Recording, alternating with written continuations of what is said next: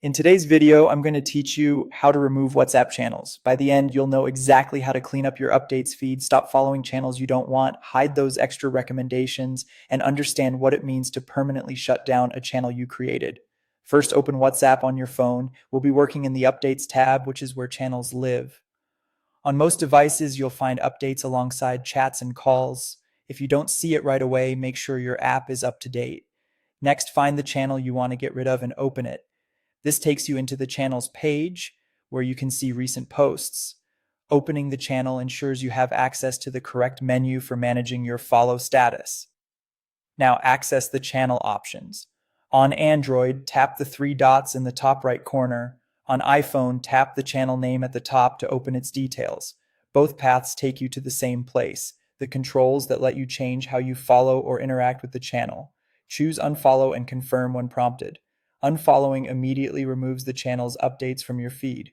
You won't receive new posts from that channel, and it will no longer appear in your followed list. If you change your mind later, you can always find the channel again and follow it back. So this action isn't permanent for channels you don't own. Repeat this process for every channel you no longer want to see.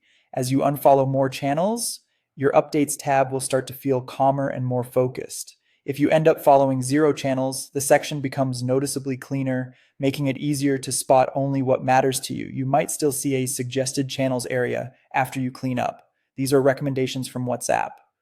Look for an option near that section to hide or minimize suggestions, or use the available controls to reduce similar recommendations. Depending on your app version, you may see different wording, but the goal is the same. Keep your feed distraction free. Finally, if you created a WhatsApp channel and want to shut it down for good, proceed with caution. Closing your own channel is permanent and wipes the channel and its content for all followers. Before you do this, consider informing your audience and saving anything you need. When you choose to close it from your channel's management options and confirm, there's no undo. So only proceed if you're absolutely sure. That's it. Open the channel, access its options, unfollow and confirm, repeat as needed, hide suggestions, and understand the permanence of closing a channel you own. Your WhatsApp updates tab should now feel tidy and under control.